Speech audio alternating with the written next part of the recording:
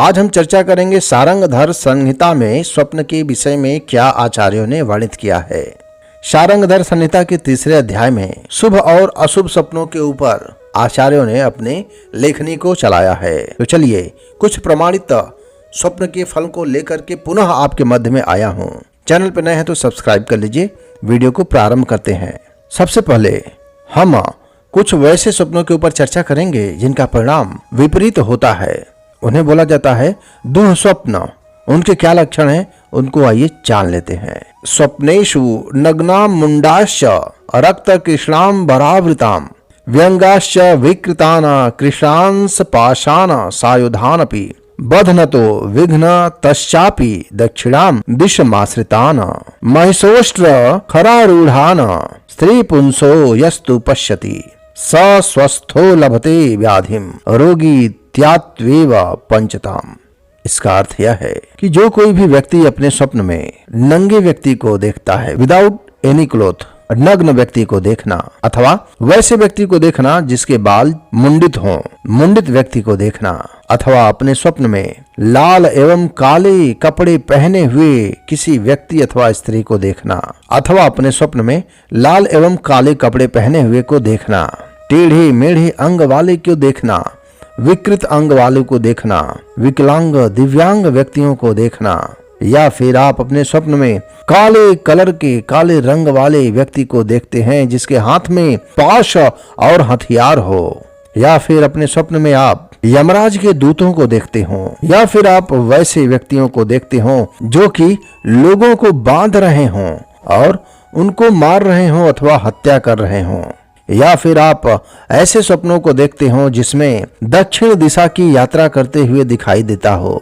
या फिर आप ऐसे स्वप्नों को देखते हो जिसमें कि भैंस ऊंट अथवा गधे पर बैठकर कोई स्त्री अथवा पुरुष दक्षिण दिशा की ओर जा रहा हो। वह व्यक्ति यदि स्वस्थ भी होगा तो रोगी हो जाता है, और यदि वह रोगी है तो अवश्य ही मृत्यु की प्राप्ति उसको होती है।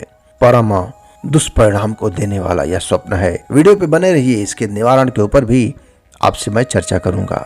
सारंगर संहिता में आगे वर्णित है, जो व्यक्ति स्वप्न में ऊंचाई से गड्ढे में गिर जाता है या आग के भीतर फंस जाता है अथवा किसी हिंसक जंतु के द्वारा मारा जाता है अथवा मछलियों अथवा जल के जंतुओं के द्वारा खा लिया जाता है, निगल लिया जाता है, भक्षित हो जाता है, तो वह मृत्यु को प्राप्त कराने वाला स्वप्न है। यस्य नेत्रे विलीयते दीपो निर्वाणताम व्रजेत तैलम सुराम पिबेद्वापि लोहम वा लभते तिलाम। स्वप्न में जिनकी दोनों आंखें बंद हो जाती हैं अथवा जो दीपक को बुझता हुआ देखता है, तेल सुरा अर्थात मदिरा वाइन इसको पीता है अथवा लोहा या फिर तिल को प्राप्त करता है, अथवा लोहा स्वप्न में अपने देखता है, अथवा कोई भी व्यक्ति काले तिल को अपने स्वप्न में देखता है, वह स्वप्न परम दुर्भाग्य को देने वाला है, अर्थात मृत्यु को अथवा मृत्यु तुल्य कष्ट को प्रदान करने वाला है। पक्वानम लभते अश्नाति विषेद कूपम रसातलम स स्वस्थो लभते रोगम रोगी यात्येव पंचताम। जो व्यक्ति स्वप्न में पकवान को खाता है या प्राप्त करता है अथवा कुआं या गड्ढे में प्रवेश करता है, वह व्यक्ति यदि स्वस्थ है तो रोगी अवश्य हो जाएगा, और रोगी है तो उसकी मृत्यु परम निकट होने वाली है। इस प्रकार से दो स्वप्नों के ऊपर मैंने आपको चर्चा किया। अब आइए दुःस्वप्न का निवारण का कौन सा प्रयोग है इसके भी ऊपर आप जान लीजिए। दुःस्वप्नानेव मादींश्च दृष्ट्वा ब्रूयान्न कस्यचित् स्नानं कुर्यादुषस्येव दद्याद्धेम तिलानयः। इसका अर्थ यह है, दुःस्वप्न को देखने के बाद किसी भी व्यक्ति को अथवा किसी से भी इसकी चर्चा नहीं करनी चाहिए, क्योंकि यह भी वर्जित है। प्रातः काल उठने के बाद उषा काल में ही स्नान कर लेना चाहिए, और इसके बाद हमें दान करना है। किसी भी यथेष्ट व्यक्ति को स्वर्ण तिल एवं लोहे का दान करना चाहिए।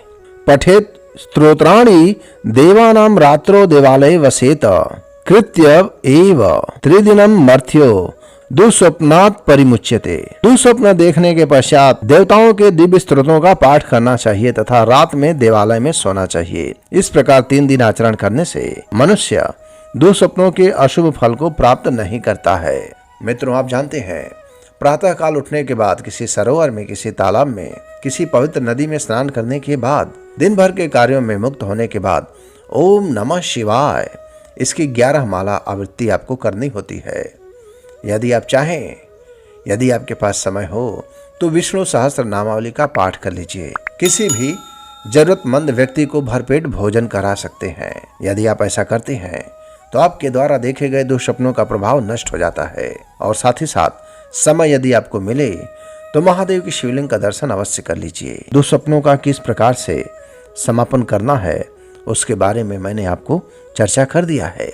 यदि वीडियो आपको अच्छा लगा तो किसी भी इष्ट मित्र को अवश्य शेयर करिए। बहुत बहुत धन्यवाद।